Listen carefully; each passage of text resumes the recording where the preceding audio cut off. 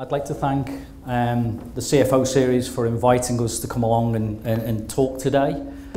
The topic that we're talking about is something that we as an organisation, and me myself particularly, is really passionate about in managed services. The problem with managed services is that everybody's got a different opinion, and it's come a long way. Like everything in IT, it's developed over time. So I'm going to talk a little bit about the history of managed services, where it's come from, where it is now, and where we believe things are going forward. Then I'll mention more about Logic Plus, our journey through managed services, and then we'll talk a little bit about some specific technologies that we're just about to launch that I think is particularly relevant to this audience. Just as a quick footnote at the start, there is an organisation called the MSP Mentor out of the US that surveys managed service providers. They survey several thousand managed service providers and provide feedback, and then create a list of the top 501 managed service providers in the world. Logic Plus, pleased that we actually came in 369th. That's the first time we've been listed in the MSP Mentor list. And within the APAC region, we're actually the 24th. So we're really pleased for that recognition. Trying to follow on from this morning and previous downbeat kind of economics, we are working in a post-global crisis. It's difficult to move forward at times, and IT is seen as an enabler. Unfortunately, we're now asked to do more with less, continually. Budgets have to be met, if not on time, earlier. Sorry, delivery on time, and budgets actually underruns rather than even contemplating overruns. There needs to be agility. The speed to market has to increase. The general message that comes through is you need to do more with less. And part of this message is that managed services can help you do that. So, IT support changes over the past, 15, 20 years. Traditionally, IT was based around a break-fix mentality, akin to any tradesman, and it's a difficult environment to work in. There are issues around it, and as the industry matured, we came in with the traditional managed services model. I'll talk about both a little bit more. Going forwards, we've gone into hosted managed services, and this is the development and the future and where things are going in the industry. But just for a little bit of history, the break-fix model, it's a difficult one, and it goes back to this concept of the tradesman. No one likes to call a plumber. When you call a plumber, you've got a leak. You need it fixing, you need it fixing now. They spend too long doing it, you don't like the job when it's done, and they overcharge you because you call them out at short notice. Break-fix mentality in IT was the same kind of thing, and it was very poor for building a relationship with a client. So you had these inefficiencies that made it terrible to create this nice strategic relationship. So concept with managed services started out going back to the early 1980s. Telecoms providers, they started with managed services. When you had your hosted telecom systems, you had with the larger organizations, you had the large WAN connections over the traditional lease lines that were available. They had to build devices that they could monitor to make sure you had your uptime. That is where managed services started. It came into the IT arena about 10 years later, but this was a very manual process. You literally had people who would actually log on to servers 2 or 3 times a day, making sure that there were no issues starting to become apparent, making sure hard drives weren't going to fail, all this kind of thing. There were no errors coming up into event logs. But it was a very manual, labour-intensive process that made it expensive. But as automation's gotten better, as the internet has got better, we go through now into version 3, where you have the remote monitoring and management software that's available. You also have quality network operations centers within inside the MSPs, and all this automation happens in place that allows then for this information to all be automated and to give you a much quality value for money proposition. So all of this together is what I would call traditional managed services. But in real terms, for the IT sector, we're talking about from 2000 with managed services version 3. It's like I say, it's been around 20 years, nothing new. You know, this is a something that's come out of the telecommunications industry.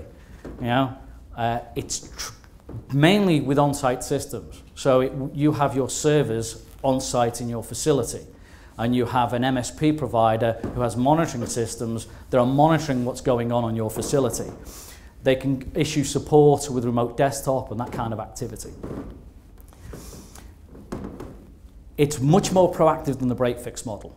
The idea is the MSP will see issues alerted onto dashboards before you notice it yourself. You know, hard drives start to generate errors generally long before they fail. Your tendency to use disk space happens over time, and eventually you start running out of space. Well, again, inside the dashboards, inside the MSP models, you actually see the growing usage over time, and therefore can get more disk space made available. And generally, it's a fixed price model. So you know what you're getting for your money within the constraints of the SLA that you set up. And that makes it attractive from a management perspective. It makes it attractive from a supplier's perspective, because we can manage cash flow the same way you guys can. That's the beauty of the model. And it allows then for the development of a strategic relationship between the IT organization and the client. Advantages for the client. These fixed fees makes it easier to budget. There's no fear for calling support. You know, that fear of phoning the plumber, it's going to cost you, because it's out of hours, it's going to cost you an arm and a leg to get it fixed. You know, generally within the MSP model, there will be the fees for telephone support built into the case. This strategic relationship starts to happen, and there are lots of abilities for reporting on system status over time, so you can gauge your usage over time. All of this gives you, as an organization, a much better uptime and a better relationship for both ourselves and yourselves.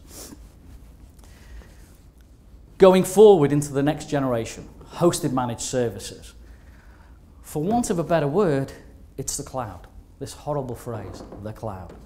And what does it mean to people? But managed services is cloud services. It's been around again for a long time. You've been hosting your website in a managed service environment for a long time. You know, you buy your service. You don't service the server that it sits on. You buy your web service and you copy your files up to the website, and away it goes. Then we get into these definitions that, unfortunately, it is the IT industry, so there are buzzwords and there are acronyms.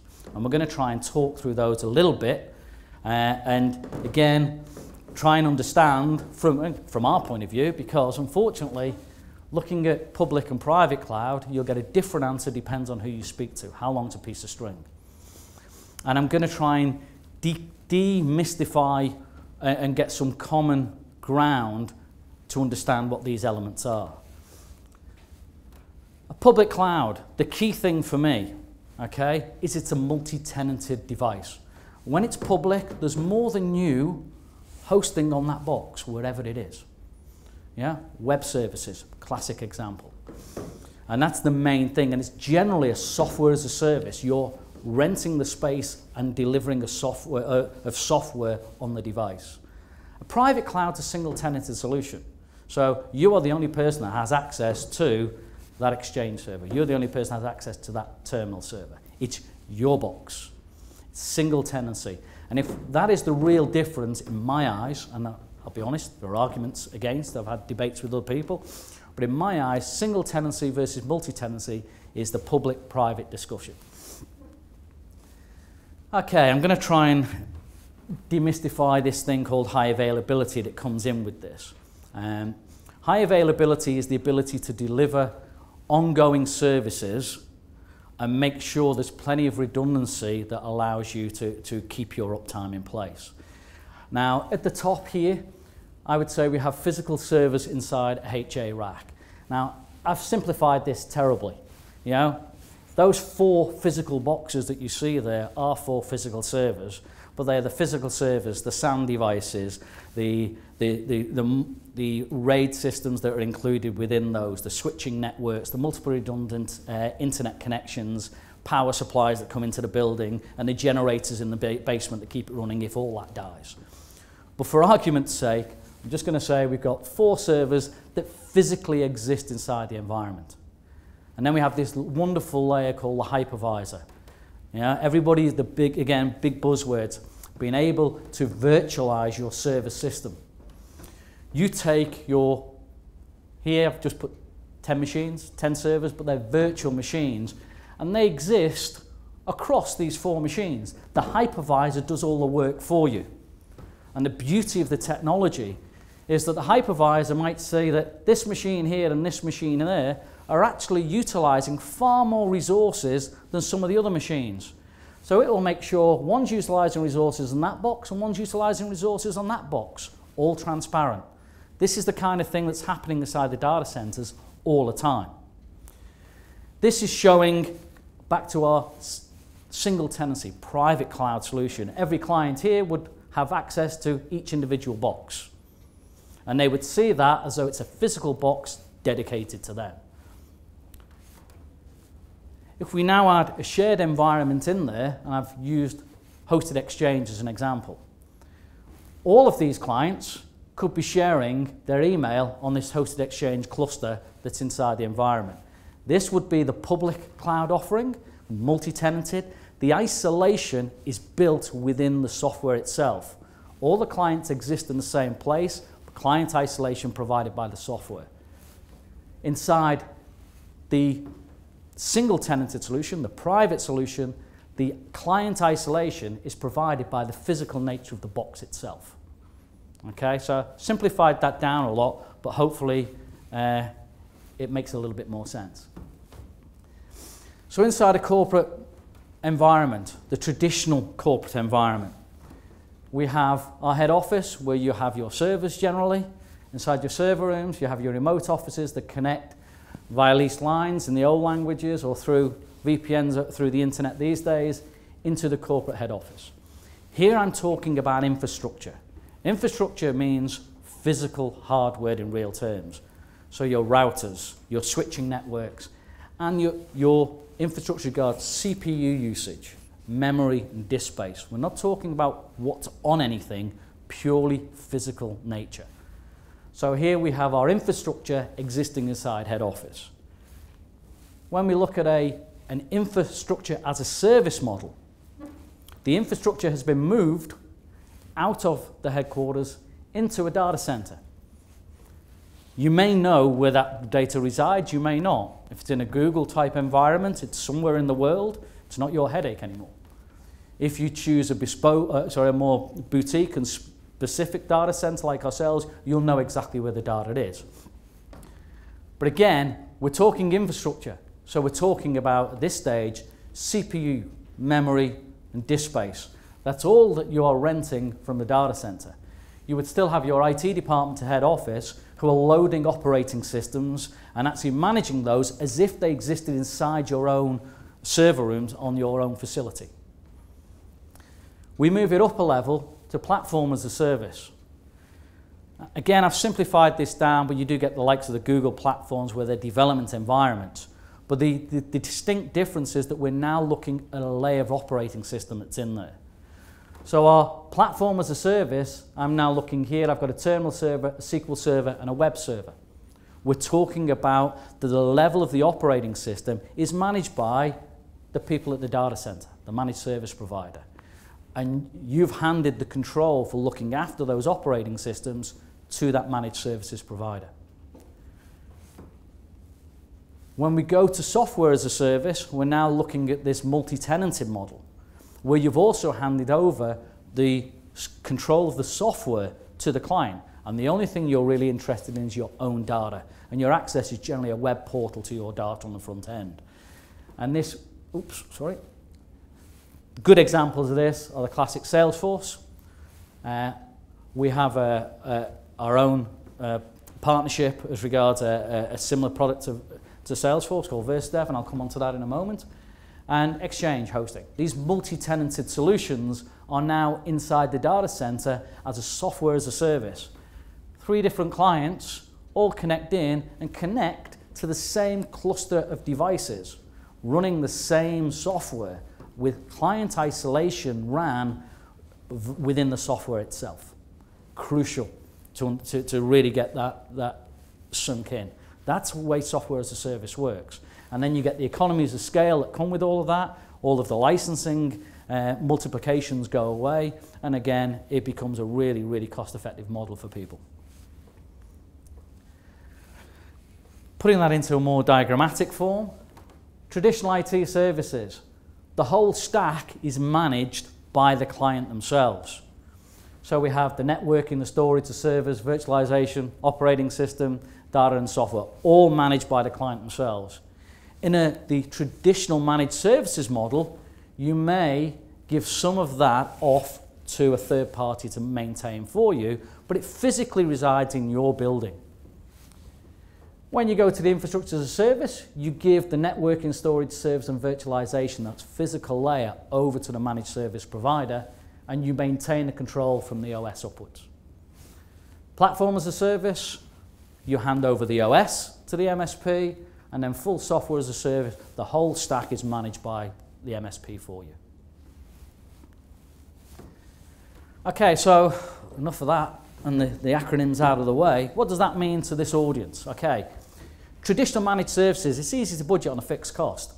So you don't have these huge overruns. What have we got to budget for IT support this year? Okay, we know we're going to have a monthly fee that's going to cover this range of services for the next 12 months. We can forecast that, great. There might be some variances, depends on what's in a contract in the SLA, but you've got a good idea of what your support spend for the year is going to be.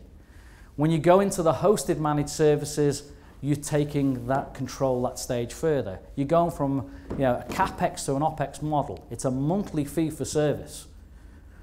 You don't, so that budgeting becomes easier again.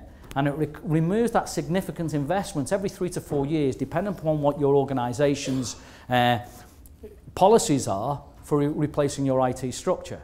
But every 3 to 4 years, okay, we need new servers. Go and now there's a new technology come along, and we've got to consider this, and we've got to consider that, and it becomes a real headache rather than just replace what we've got anyway.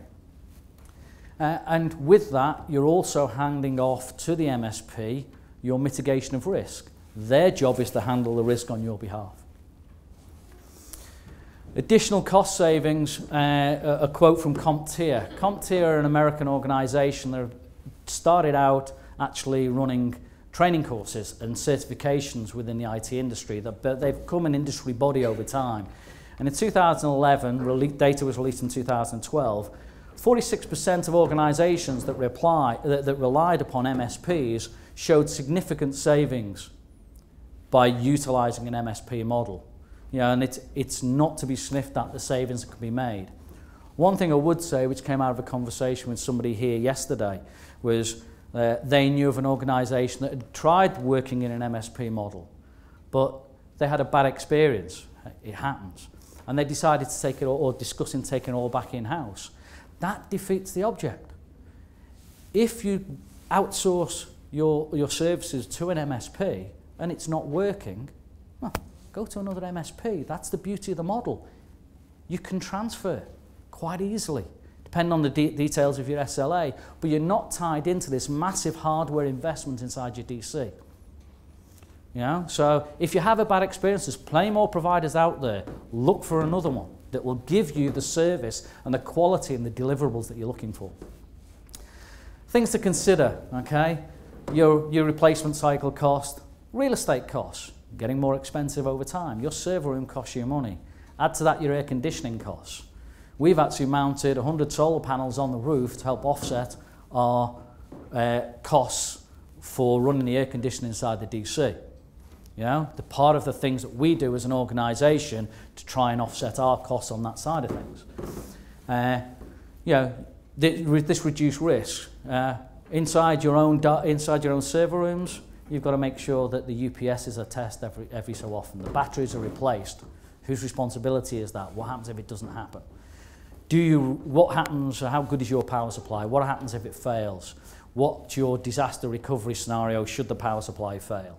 Do you need to go and have an on-site generator to make sure that your power doesn't fail? Is it rated for continual use? All those kind of things.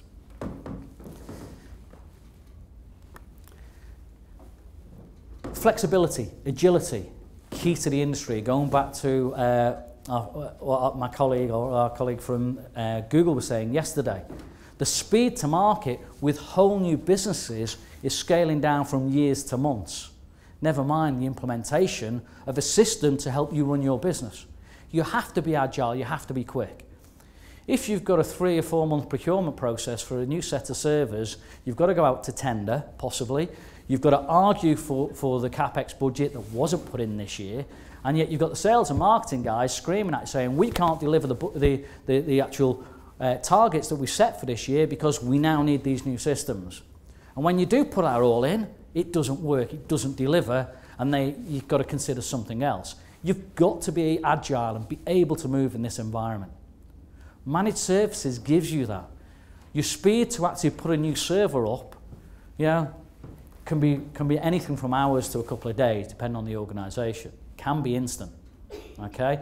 Or you're putting a campaign out, and your web server is going to get absolutely hammered. Okay, can we have some more memory and some more processors put on that box for the next 3 months, please?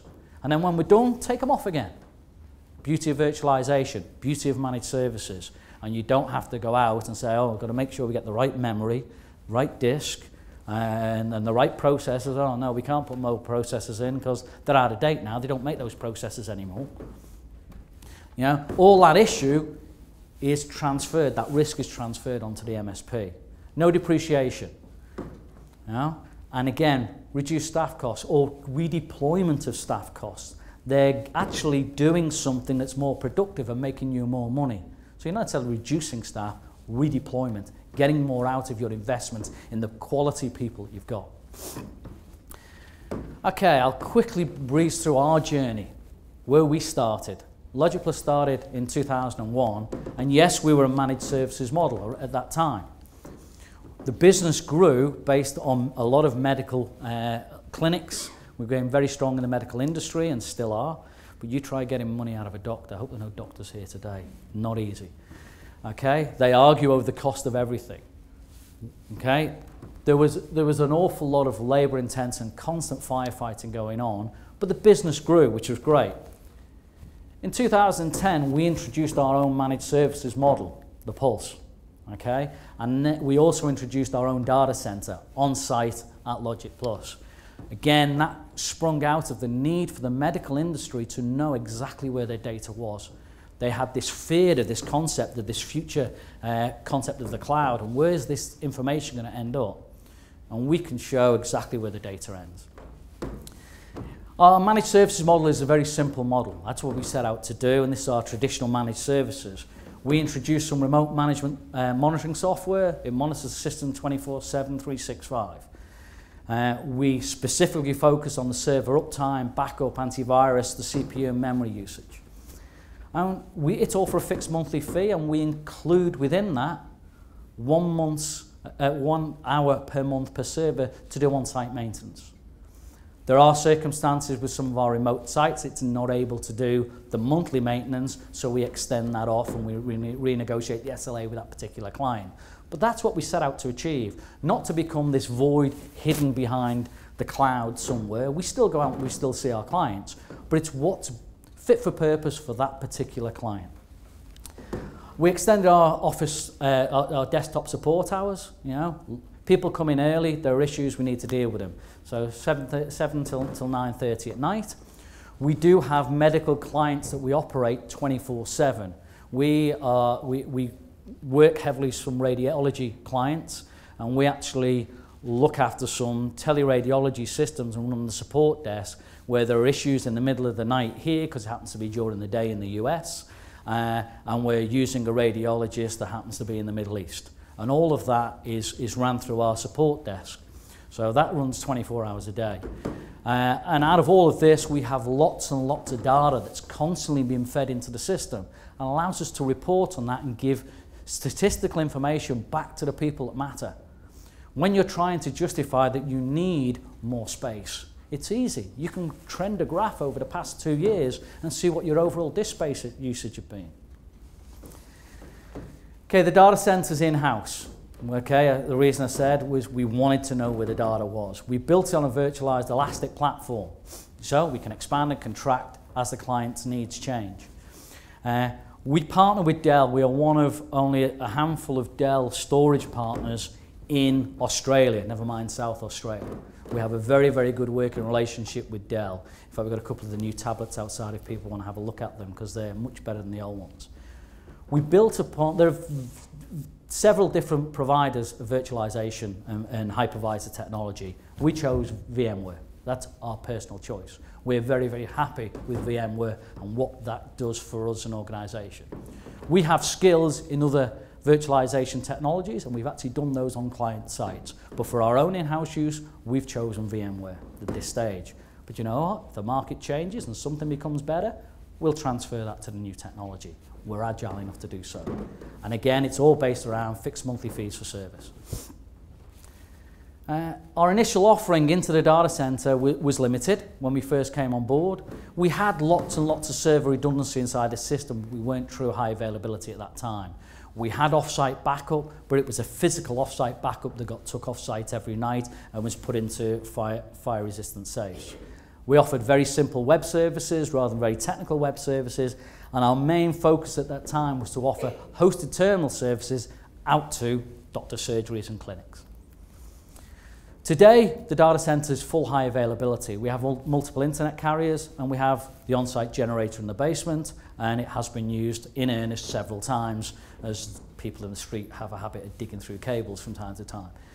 We have the automated backup to a secondary data center. Again, we've chosen to keep that secondary data center here in Adelaide, but on the other side of town. At some point, there will be a case that we will go interstate. We'll be very careful who we choose as that partner. You know, our private cloud offering goes back to our single tenancy discussion earlier. Hosted terminal services, CRMs for specific clients. We have bespoke .NET development environments for clients where they do their development within the data center and keep all the data local and safe. We have a bespoke ebook application that, again, we can demonstrate here that runs out of the data center. I had a conversation with some ladies yesterday. The issue with ebooks, generally, they're based on flash technology and Silverlight technology. Try running it on an iPad, doesn't work. Try running it on a Mac, doesn't work. Skyview ebook publishing system is used worldwide. If you go to Century 21's website and do a search for property and then click up on their smart book, you're actually running on the smart book inside RDC. All of the metadata is actually pumped into that with XML snippets on the fly, and the books are actually built as you request the information, all simultaneously in the background. And yes, they work on Apple Macs, iPhones, tablets, because it's all HTML5 technology as well as Flash. And we host clinical applications. Clinical applications, I have to say, are not simple technology. They're old technology. They don't like running on the latest server systems. We've got specialist skills in keeping that running and keeping them, making sure that doctor surgeries and all of the, when you actually do have your x-rays and blood tests and all these kind of pathology lab information, we make sure all that happens for the surgeries in the background, and sometimes it is challenging. Our public cloud offering, our multi-tenancy offering, okay, is where we're seeing immense growth. We put our hosted Exchange server up a few years ago, and we see a massive increase, particularly in the small sector. Microsoft, in its infinite wisdom, have withdrawn small business server. It's no longer going to be there. So people are saying, what am I going to do? I can't afford a brand new server and an Exchange server and a domain controller. Okay, no worries. Come into the data center. You have a hosted terminal server for your own access, single tenancy, and you go onto the hosted Exchange server, multi-tenancy, monthly fee for service. Everybody's happy. We've also, this week again, we've got some big things happening this week. Our teleradiology IT systems manager actually over in Malaysia. working with our partner Cloud 8 over there to actually get teleradiology images working and pumped back into our DC. And the trials with the first hospital have gone live this week, so that's fantastic, really successful. Going forwards with the data center, where are we going? Okay, we want to expand what we're doing with Sophos. I skipped them on the previous slide. We're a big Sophos partner for antivirus and email filtering, but we actually want to go and do web filtering even more. And one interesting point on this is people have laptops and they want to take their laptops home. When they're outside the corporate environment, they're away from the web filtering system, the corporate environment. What if they get targeted and actually get attacked at home and then bring that laptop back into the industry? Concept of bring your own device comes into play. What we're doing with the Sophos hosted, the Sophos agent's on the laptop. And the policy that's applied is applied no matter where you are. So if you're sat in a cyber cafe, if you're sat at home, it doesn't matter. The policy still applies, so a thing gets blocked. You know, and it depends on the corporate structure. Again, some discussion yesterday with Google as regards a lot of places do block things like Facebook and that kind of thing.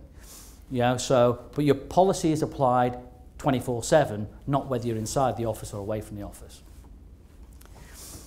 Okay, I want to move on with where we're going with the hosted services. We're really excited to go into a strategic partnership with another South Australian company, which is great. VersaDev have developed several software systems. One is a CRM system, one is particularly interested for this audience is RecWise. These are both used worldwide by BHP Billiton and several other organisations. But they have been traditional packages that you install inside the organisation permanently. We're partnering with them, and as of next month, these will be offered as hosted solutions. So you'll be able to buy this as a service. So it's fantastic news that we're able to put RecWise into the cloud. RecWise is not just a reconciliation package, it's a methodology which helps redefine your process. And I'll quickly finish off. Trying to skip through. We have a RecWise specialist here today, Evelyn. She'll be outside. We'll be able to run demos. But RecWise will completely redefine and help you automate your reconciliation process. I won't going to kick through all of those, but you get your Sarbanes-Oxley Act standardization and compliance. Auditors are much happier with the process. The workflow. Yeah. You have the preparers and the reviewers in place, and it all happens inside the system. Documentation is made available inside the system. So the reviewer, instead of having to sit with a pile of paperwork in a box, can actually see the justification, and actually agree with the reconciliation. If that fails, it rejects and goes back. It goes through iteration until it's ready for the auditors. The auditors come in, again, they don't sit down with a huge pile of paperwork, they sit down with a system that helps meet compliance, and if they need to check anything, they call up the paperwork. Evelyn will be keen to demonstrate that for you. RecWise, as a case study with BHP, 250,000 recs per month, over 14,500 accounts. A lot of it is now automated. I won't go through the complete slide because we're running out of time. Conclusion, more thoughts around hosted managed services. Gartner's are actually, the research is showing that 15.8% by 2015. It's a huge growth, massive market. $22.1 billion will be spent on hosted managed services. Whether you like it or not, the cloud's here to stay. It can actually make you more agile, it can actually meet your market targets and improve your business.